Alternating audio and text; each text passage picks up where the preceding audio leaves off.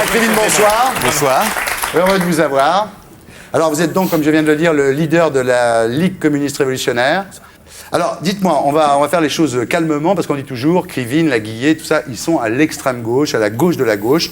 Alors, assez rapidement, sinon je vais être obligé de vous mosaïquer, de vous faire écouter Imouvrini, et ça, personne s'en remet.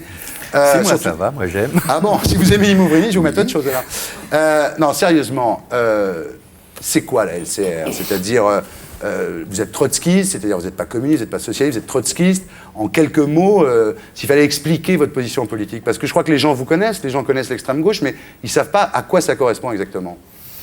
Non, mais vous l'avez dit tout à l'heure, je crois que ce qu'on appelle aujourd'hui l'extrême gauche, on pourrait presque l'appeler la gauche, dans la mesure où la gauche fait une politique de droite. Je veux dire, c'est-à-dire que c'est un courant politique avec plusieurs organisations. Les plus connues, c'est Lutte ouvrière et la Ligue communiste révolutionnaire. C'est-à-dire qu'on se bat pour un changement réel de société. On pense que jusqu'ici, on n'a fait que du replâtrage. Il y a eu beaucoup de mouvements sociaux dans l'histoire. Il y a eu le Front populaire, il y a eu la Libération, il y a eu mai 68. Mais chaque fois, il faut recommencer parce qu'on ne s'attaque pas aux racines, je veux dire, de tout ce qu'on peut déplorer, de tout ce qui aujourd'hui nous met en colère. D'accord. C'est-à-dire que maintenant que les socialistes ont admis l'économie de marché, maintenant que les communistes depuis Robert Russe se sont recentrés... Les socialistes qui ont admis l'économie de marché, enfin bon, c'est les poupées russes, oui. Voilà, donc vous êtes les... Alors, est-ce que vous êtes pour la révolution? Mais ça dépend ce que ça veut dire. Est-ce que vous voulez faire la révolution? Oui, mais qu'est-ce que ça veut dire? La révolution, c'est on descend dans la rue, on prend c'est le moi qui vous le demande. Ben non, justement, si on a l'image de la révolution, qui est un peu l'image classique, c'est-à-dire on prend tous les fusils, des mitraillettes, on va pendre à tous les réverbères, à un patron, un curé, un adjudant. C'est pas ça. Non, ça c'est ridicule. Alors il y a peut-être des gens qui pensent ça, mais ils sont fous. Non, je crois que la révolution, il faut le prendre au vrai sens du terme, c'est-à-dire un changement radical, il faut révolutionner le fonctionnement de cette société. D'accord, enfin, comment vous allez faire? Parce que vous êtes présenté au présidentiel. On pourrait penser que soit, évidemment, on pend des curés au réverbère, des patrons, et, comme vous venez de le dire, soit vous vous présentez au présidentiel et vous êtes élu, et une fois que vous êtes président de la République, effectivement, vous faites la révolution, je dirais, d'une façon pacifique et légale. Mais en 69, vous avez eu 1,05% des voix, et en 74, 0,35%. Donc vous n'êtes pas prêt d'être président de la République. Donc comment vous allez la faire, votre révolution? J'ai pas fait de coup d'État. Non, moi je crois que ce que vous appelez la révolution, c'est-à-dire un changement radical de société, c'est possible que quand des millions de gens le veulent. Imaginez que vous ayez été élu en 69, en 74. Si j'étais président Gérard Lenormand de la République, jamais plus. Alors imaginez, qu'est-ce que vous feriez si vous étiez président de la République? D'abord, je crois qu'on n'est pas comme ça élu président de la République s'il n'y a pas un grand mouvement derrière. Mais moi, je crois qu'il y a des mesures immédiates à prendre. Par exemple, qui sont la première mesure que vous prendriez si vous étiez président de la République à la première mesure, c'est interdire tous les licenciements des entreprises qui font du profit. Je crois qu'il ne faut pas être révolutionnaire pour avoir été scandalisé de voir un type comme Michelin, je le remercie parce qu'ils mettent dans ma propagande, un type comme Michelin qui annonce fièrement « j'ai fait 10% de profit, mes actionnaires veulent 15% de rendement, je vire 10% de mes ouvriers ». Il faut interdire ce genre de licenciement. Moi, je vous donne... avec des arguments comme ça peut marcher. Parce que tout le monde est assez d'accord avec vous. On est passé de 0 à 5%. Il y a une deuxième mesure, par exemple, immédiate. Vous avez des millions de gens aujourd'hui, on plaisante, on se marre, c'est bien de se marrer d'ailleurs un peu, mais enfin, qui sont en dessous des minima sociaux, qui vivent ou survivent avec 2 000, 3 000 francs par mois. Moi, je pense qu'il faut augmenter de 1 500 francs tout de suite tous les minima sociaux en France. Tous ces trucs-là, c'est assez... c'est de bonne logique. Jusque-là, on est tous à la LCR. D'accord. C'est déjà pas mal. Vous êtes pour le retour de la camarguaise, par exemple, ou pas? Sans problème. Quelle est la différence avec Arlette Laguiller? Vous êtes trotskistes tous les deux. Oui, mais enfin, trotskiste pour beaucoup de gens, on ne sait pas trop ce que ça veut dire. Trotskiste, c'est communiste en refusant le stalinisme déjà, non? Oui, c'est ça, ça a été, mais moi, je n'aime pas tellement ce terme parce que il n'y a pas de culte de la personnalité. Je crois que Trotsky, qui a été un des leaders de la révolution russe, a joué à son époque un rôle très éminent, justement, pour montrer que ce qui se passait sous Staline en Union soviétique, c'était une caricature sanglante. Et nous, justement, on a rompu avec ce qui a été le stalinisme, ses crimes, le goulag, pour montrer que le communisme et le socialisme, maintenant les mots, ils sont un peu... C'est pas du tout ça, c'est exactement l'inverse. Arlette Laguiller et vous, quelle est la différence?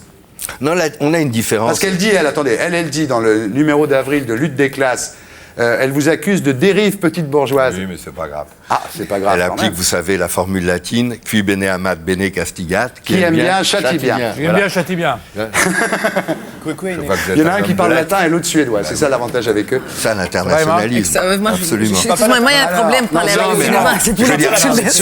Si c'est la même chose. Sur les points essentiels, j'entends les points essentiels, on est d'accord, c'est pour ça qu'on fait des élections ensemble, et par exemple, notre caractéristique, c'est qu'on est la seule force de gauche à pas être au gouvernement, et être fier de pas être au gouvernement, et même d'être contre la politique de ce gouvernement. Enfin, il n'y a pas tellement de différence entre il y a des vous et différences qui l'ouvrière, fait qu'on ne peut pas fusionner. On n'a pas la même pratique, on n'a pas le même fonctionnement, on n'a pas la même pratique quotidienne, par exemple. Vous pensez qu'ils sont plus sectaires que vous à Lutte ouvrière? Je dirais que Lutte ouvrière a une vision de la politique uniquement limitée aux usines. Nous, on pense qu'aujourd'hui, bien sûr, il y a la lutte dans les entreprises, très importante, mais ce qu'on fait, il faut être avec les sans-papiers, il faut être dans la lutte des femmes, avec la marche mondiale des femmes, il faut aujourd'hui se battre pour avec toutes les luttes écologiques, comme Erika, toutes les batailles qui sont menées. Moi, je suis allé à la vous êtes plus manifestation. ouverts, ils sont plus ouvriéristes. Enfin, je veux dire, à mon avis, c'est le désaccord qu'on peut avoir, c'est peut-être une pratique plus limitée. Bien, mais enfin, alors, sur le fond, on a beaucoup de points communs. Sinon en juin 1999, vous avez fait une liste commune d'ailleurs avec Lutte ouvrière pour les européennes, et vous avez obtenu, là ça marche déjà mieux quand vous êtes unis, vous avez fait 5,2. Eh oui. C'est pas mal. C'était les européennes, alors que beaucoup de gens s'en foutent. C'est pas mal, peut-être. En tous les cas, vous avez été élu au Parlement européen. Est-ce que vous irez ensemble au municipal avec Arlette Laguille en 2001 Moi, j'espère, on va voir. Moi, j'espère qu'il y aura un accord. Donc, pour résumer tout ce que vous nous dites là, c'est pas la révolution avec un grand R un jour, c'est tous les jours, sur des points très précis de la vie quotidienne un des gens. révolutionnaire, alors le terme comme ça. D'ailleurs, c'est très marrant, c'est que quand vous demandez aux gens est-ce que vous êtes révolté, le mot révolte fait plus peur. Je me rappelle, je jouais au vieux combattant encore, il y a 30-40 ans, la révolte, c'était les anarchistes avec les cheveux en couleur, ça foutait la trouille. Alors, la révolution telle que nous, on l'entend, c'est-à-dire un changement de société, au contraire, c'est donner un contenu positif à la révolte. Il faut qu'on avance là, parce que sinon...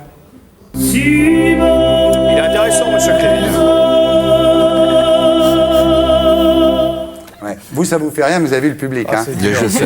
Ah ouais. Là, le public, quand on met Imouvrini, les gens souffrent. Vous êtes dur, hein. Là, les gens souffrent. Hein. Allez, les prochains invités, Imouvrini. Imouvrini. Bien. Alors, Alain Krivine, vous êtes né en 1941 d'un père dentiste, milieu juif, intello de gauche. Et alors, il vous est arrivé une histoire extraordinaire. Un jour, dans l'appartement où vous étiez avec votre mère et votre frère jumeau, parce qu'Alain Krivine a un frère jumeau qui s'appelle Hubert. Un faux jumeau, je précise. Roger Giquel, je me disais bien. Non, c'est un autre. Hubert.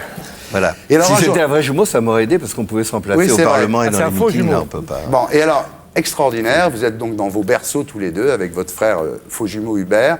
La Gestapo débarque dans l'appartement, donc en étant pas 42 à peu près. Et les gens de la Gestapo disent, enfin les soldats de la Gestapo disent, ce sont des beaux enfants et ils repartent. Est-ce que cette histoire est vraie? Moi, je ne me rappelle plus, mais c'est ce que ma mère m'a raconté, parce que mon père se cachait, comme tous les juifs, à Paris, donc il n'était pas à la maison. Et c'est ce que ma mère a raconté, je ne crois pas qu'elle a menti. C'est incroyable, cette histoire. Ça peut arriver, hein, je veux dire, d'avoir deux types de la Gestapo comme ça. Il y a eu d'autres enfants comme ça qui y sont pas passés. C'est une histoire extraordinaire. Oui, elle est assez En plus, ils ont dit de beaux enfants. Je ne dis pas que vous êtes laid. Non. Alors, est-ce que c'est vrai que cette chance liminaire, comme ça, dans votre vie, vous a laissé du recul, la dérision de l'humour? Parce que finalement, tout ce que vous vivez depuis l'âge de 1 an, c'est durable. Oui, mais enfin, je ne veux pas dire que ça serait mentir de dire que je suis devenu antifasciste depuis l'âge de 6 mois, quand le type de la Gestapo, non. C'est-à-dire, après, c'est venu, des convictions. Il y a mes frères plus âgés, parce qu'on était 5 dans la famille, qui étaient au Parti communiste. Ensuite, moi, disons, à 14 ans, vous rentrez aux Jeunesses communistes, vous vendez l'UMA, comme Jacques Chirac. Oui. Lui, il a changé, oui. Bah oui. Oui. Chirac a vendu l'UMA, bien sûr. Ah si. Il a signé l'appel de Stockholm. Voilà, un appel pour la paix. Oui. Et il a vendu les encyclopédies universalistes. Non, ça c'est Balladur. Ah non, Balladur. C'est vrai que votre appartement a été bombé par l'OAS, l'appartement de... C'était l'appartement de... Oui, j'habitais chez mes parents, n'est-ce pas? Et, mais dans une pièce un peu à part. Et oui, au moment de l'OAS, c'est-à-dire pendant la guerre d'Algérie, quand l'extrême droite a commencé à plastiquer, je dis ça parce que c'est un peu oublié, ils ont fait sauter, oui, c'est ça, ma pièce, quoi. Mais j'étais pas là. Alors en 57, vous allez à premier voyage à Moscou et vous revenez sans rien, comme si de rien n'était. Excusez-moi de vous dire ça, mais enfin quand même, en 57... Il y avait déjà eu Budapest en 57, c'est en 56 Budapest. Vous revenez en disant tout va bien. La preuve, c'est qu'en 59, vous rentrez à l'Union des étudiants communistes et au Parti communiste français. Est-ce que c'est pas bizarre d'être allé en URSS en 57 et de rester communiste en revenant? Est-ce que c'est pas, excusez-moi Alain, vous allez répondre, mais est-ce que c'est pas un peu comme ces artistes français qui allaient en 37, 38, 39 dans l'Allemagne nazie et qui revenaient en disant tout va bien? Non, mais d'abord, j'avais 16 ans. Je crois que c'est très important. Et à 16 ans, je veux dire, j'étais invité au Festival de la jeunesse, qui était une espèce de festival de poudre aux yeux, mais où il y avait des dizaines de milliers de jeunes qui venaient. On était servis comme des rois, et on nous a fait voir ce qu'ils ont voulu nous faire voir. Je veux dire, à 16 ans. En plus, il faut bien comprendre, c'est que le stalinisme a été quelque chose d'épouvantable. On est bien placé pour le savoir. Surtout y compris notre courant trotskiste, il y a eu pas mal de gens tués par Staline. Mais ce que je veux dire, c'est que beaucoup de gens ont adhéré au Parti communiste, dont moi, pas parce qu'on était stalinien au sens on adorait un tyran. C'est parce qu'on a cru, malheureusement, que Staline, c'était le socialisme, c'était la révolution d'octobre, c'était l'émancipation. Et du coup, sinon, on ne comprendrait pas pourquoi des millions d'ouvriers ont adhéré au Parti communiste. C'était pas pour adhérer à une saloperie. Ils pensaient vraiment à une cause progressiste. Et c'est après, moi, assez vite, c'est pas pour me vanter, je veux dire, je suis resté au PC, mais... En 66, vous êtes viré. Oui. Vous êtes viré, alors je ne sais pas très bien ce que ça veut dire, vous allez nous expliquer, pour travail fractionnel anti-parti, ça veut dire quoi ça? À l'époque, c'était le Parti communiste français était un des plus staliniens, je le reconnais maintenant, il a fallu du temps. J'étais dirigeant des étudiants communistes à la Sorbonne, on était assez nombreux, parce qu'on était 600 à l'époque, et on a à la fois commencé à contester le stalinisme. Eh bien, à l'époque, dès qu'on contestait, on était foutus à la porte, donc on a été mis dehors. Alors en 68, vous avez la preuve que finalement une révolte est possible, dans un pays capitaliste, moderne, avancé. Vous avez aussi la preuve que les partis de gauche ne veulent pas vraiment prendre le pouvoir, parce que ni le PC ni le PS à l'époque, malgré Charletti, ont voulu prendre le pouvoir. Mais ce que je crois effectivement, c'est que la gauche ne voulait pas prendre le pouvoir, surtout un pouvoir qui venait de la rue. Et les ouvriers ont suivi les étudiants parce que c'était des nouvelles formes de lutte. Et eux, depuis 30 ans, c'était Bastille, République, République, Bastille, les défilés Traîne-Savate. Là, ils se sont aperçus qu'avec un mouvement un peu plus radical, massif, le gouvernement commençait à reculer. Mais quand le problème du pouvoir s'est posé, ça c'est une autre paire de manches, et à juste titre, ils ne faisaient plus confiance ni à Gesmar, ni à Cohn-Bendit. Et on voit d'ailleurs quand on voit ce qu'ils sont devenus... On va en parler. Alors vous dites, il y a deux hommes de droite qui ont compris jusqu'où le PC n'irait jamais. C'est De Gaulle qui emporte la mise en balançant la carotte des élections, et c'est Mitterrand, donc que vous qualifiez au passage d'homme de droite, qui lui fait le programme commun pour casser le Parti communiste, et vous, à ce moment-là, vous fondez la Ligue communiste révolutionnaire. Alors, on va parler d'aujourd'hui. Vous êtes député européen et vous parlez du Parlement européen. C'est un peu inquiétant ce que vous dites. Vous dites que d'abord l'hémicycle du Parlement européen est vide, sauf le premier jour quand il y a les télés. Alors vous dites que par contre, c'est très bizarre parce que l'hémicycle est vide, mais les tribunes sont pleines parce que le Parlement européen c'est un circuit touristique. Absolument. Il y a des cars qui arrivent. C'est une demi-heure de visite. Il y a les cars des lycées, des collèges. Il y a les buveurs de bière bavarois. Il y a les fleuristes. Enfin, je veux dire, ça vient de tout partout. Et on reste une demi-heure et ils voient un hémicycle vide. Mais ça gagne du blé, député européen? C'est pas mal, oui. Combien? 100 000 balles? Non, c'est le salaire d'un député français, c'est 35 000 francs, mais il y a des impôts là-dessus. Puis alors après, il y a tout le reste des indemnités. Les assistants, par exemple, on vous file des assistants, vous non, on nous file pas, on nous donne 60 000 francs pour payer les assistants. Voilà, alors les mecs, ils prennent leurs femmes, ils prennent leurs sœurs, ils prennent leurs copines, c'est insensé, quoi. En fait, c'est une caricature de démocratie. Et ça explique pourquoi l'Europe, tout le monde s'en fout. Alors qu'il s'y prend des décisions. Je veux dire, on a 15 personnes qui dirigent 300 millions le fameux Conseil, parce que c'est pas le Parlement qui dirige, c'est le Conseil. On a 15 personnes non élues qui font la pluie et le beau temps, qui peuvent privatiser la poste, etc. Mais pour 370 millions de personnes. Et nous, on est là-dedans, un peu des pantins, on amuse un peu la galerie, on a un peu de pouvoir, mais pas trop. Faites des sketchs, des trucs comme ça? Ça arrive. On pourrait... non, pour moi, les sketchs, il faudrait qu'il y ait un public. Mais comme généralement, on est 4 en séance, celui qui va parler, qui ne veut pas être à la bourre, celui qui parle, c'est 1 minute, en général, ou 2 minutes. Et puis celui qui a parlé, moi, je reste toujours 5 minutes. Quand j'ai parlé 1 minute, par politesse, par rapport au suivant qui va parler, donc en général, on est quand même 5. Alors, que sont devenus vos amis gauchistes là, de l'époque là, parce que Serge July, par exemple, le patron de Libération... Mais il va bien. Vous dites, il était toujours le plus prompt à me faire des cours de morale politique. Aujourd'hui, vous trouvez qu'il a tourné comment? Il a tourné, peut-être pas dans le bon sens, mais ça va, lui. Il voulait prendre le pouvoir en 68, plutôt par les armes, parce qu'il était maoïste, etc. Là, il a pris le pouvoir d'un canard, très pacifiquement. C'est plus le même, c'est moins qu'on puisse dire. Bon, ça va, son journal marche. Bon. Cohn-Bendit, alors, vous dites qu'il est plus pour la dictature du prolétariat, mais qu'il est en revanche pour la dictature des marchés. C'est pas ça que je reproche. Mais il le reconnaît lui-même, Cohn-Bendit, il est au Parlement européen avec moi. Je veux dire, il a gardé de beau reste sur l'antiracisme, l'antifascisme, il n'y a pas de problème. Mais lui-même le reconnaît, il a changé, il est devenu libéral maintenant. Il est pour le libéralisme, il ne remet pas en cause le capitalisme. Vous dites qu'il est le Canada Dry de ce qu'il était en 68? Oui, on peut dire ça comme ça, sans faire de pub. Tu veux qu'on rentre, Emma, là? Tu veux qu'on y aille? Non. D'accord. Rien à dire. Je ne prenais pas de note, d'ailleurs. Dites-moi, alors, est-ce que vous attendez pas, pour conclure là-dessus, est-ce que vous attendez pas un petit peu la révolution comme les monarchistes attendent la restauration? C'est-à-dire, est-ce que finalement vous n'êtes pas là en disant, j'attends la... vous connaissez votre surnom quand même, vous savez comment on vous appelle quand même? Oui, mais on ne m'a jamais appelé comme ça, c'est un journal qui a dit ça. C'est pas vrai. Rentemplant. Non. Rentemplant. Mais pas du tout. Non, En revanche, je vous avais dit, j'avance lentement comme un vieux glacier, ça, c'est beau. C'est joli. Non, mais moi, Oui, je sauf n'attends que- pas la révolution comme les royalistes, parce qu'à mon avis, les royalistes, ils peuvent attendre longtemps. Ouais. Bon, deuxièmement, j'attends pas la révolution, mais j'espère que petit à petit, à travers toutes les luttes qu'on mène aujourd'hui, on va arriver un jour à un grand mouvement qui va changer radicalement cette société. Ça va bien, voilà. c'est sûr. Vous y croyez toujours? Ah bah oui, mais sinon je militerai pas. Je veux dire, moi je milite pas parce que pour avoir un siège, parce que Ouais. je suis pas un politicien de Non, vous êtes profession. assez intègre, J'ai c'est des vrai. convictions, Ouais. ça fait tout drôle. Aujourd'hui, je suis pas le seul, hein, heureusement. Mais Ouais. j'ai des convictions depuis 20 ans, 30 ans, 40 ans. Et quand je vois la situation autour de nous, je vois pas pourquoi je changerais.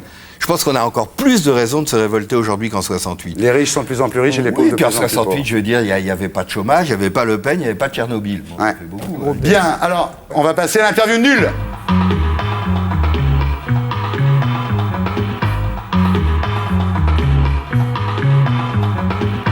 C'est fini. Bien. Alors, l'interview nulle, vous allez voir, c'est très très con, hein, c'est normal, ça s'appelle comme ça. Oui. Donc, sinon, ça s'appellerait pas l'interview nulle. Hein. Oui. Voilà. Est-ce que vous préfériez Hitler ou Staline? J'en préfère aucun, mais on compare pas. Donc, Ouais. Mais s'il fallait choisir? Je choisirais certainement pas Hitler. D'accord. Oh, joli.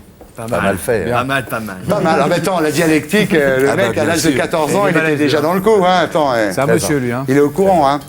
Alors, tiens, voilà. Imaginez que vous croyez à la réincarnation. Vous préféreriez vous réincarner en Giscard, Balladur ou Raymond Barre? Ça, c'est terrible. Ah ben non, mais c'est pourquoi la- vous n'avez c'est la- pas mis Tibéri? Je préfère pas être incarné. Ah non, non, vous n'allez pas me répondre ça. À chaque fois, c'est pas l'interview. répondre, vous me posez des choses Giscard, non, non, épouvantables. non, Alain. Giscard, Balladur ou Barre. Voilà, c'est un jeu. Évidemment, ça va Balladur pas parce, vous... Balladur parce que moi, je ferais rire les gens. Ah oui, d'accord. Sympa ça. Je vous demande de vous arrêter. Bien.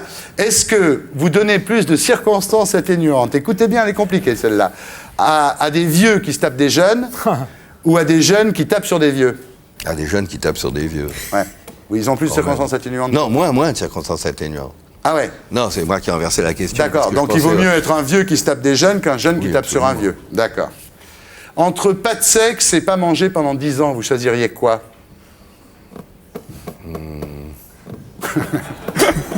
Compliqué. ça. Compliqué, camarade. Pas de sexe. Parce que si vous mangez pas pendant 10 ans, de toute manière, il n'y aura pas de sexe Ah, non voilà, plus après. très bien, bien vu. Dialectique encore. Dialectique J'y avais toujours. pas pensé. Alors imaginez qu'on soit au sport d'hiver tous les deux, Ça pareil. dans un chalet, bloqué par la neige. Moi, je meurs de faim, on n'a plus rien à manger, je meurs de faim. Et vous, vous avez que moi à manger, vous commencez par quoi? Le cerveau. Le cerveau. Mais je ne dirai pas pourquoi. Ah, le cerveau. Pourquoi? Compliqué, hein. Non, le cerveau. Le cerveau. Alors, Ça dépend si vous j'ai êtes faim obligé ou de pas. partir sur une île déserte, Alain Krivine. Vous préféreriez partir avec un mec très beau ou une fille très laide? Vous Un irez- mec très beau, une fille très laide. Ouais, c'est pour y rester de longs mois. Une fille très laide. Ah oui, quand même. Vous n'êtes pas du tout pédé, Carrément. vous. Non. Pas c'est- du tout. Eh, mais pas c'est- du tout, du tout. Mais c'est pas une injure du tout, pour moi. D'accord. Non, pour moi non plus. Ah, bah alors, c'est Alors, un ami débarque à l'improviste chez vous. Ce qui vous ferait le plus honte qu'il découvre sur la table de nuit. Le livre de Claire Chazal ou un Godemiché?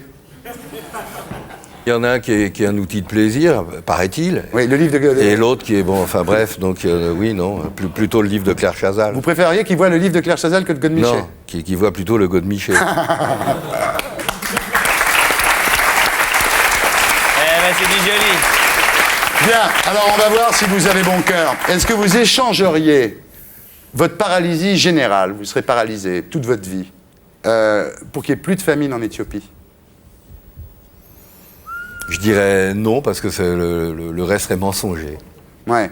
Donc je dirais non. Mais je me battrais pour qu'il n'y ait plus de famille en Éthiopie, et pour ça, il ne faut pas Vous être n'êtes pas prêt à être paralytique. paralysé toute votre Au vie pour contraire, il qu'il ne faut pas être paralytique pour empêcher la famine, il faut se battre. Il est malin, putain. Mais tu sens le mec qui a discuté avec ses copains pendant des années comme ça. Et pour être sûr de ne rien rater de Inarditube, abonnez-vous et mettez un pouce bleu.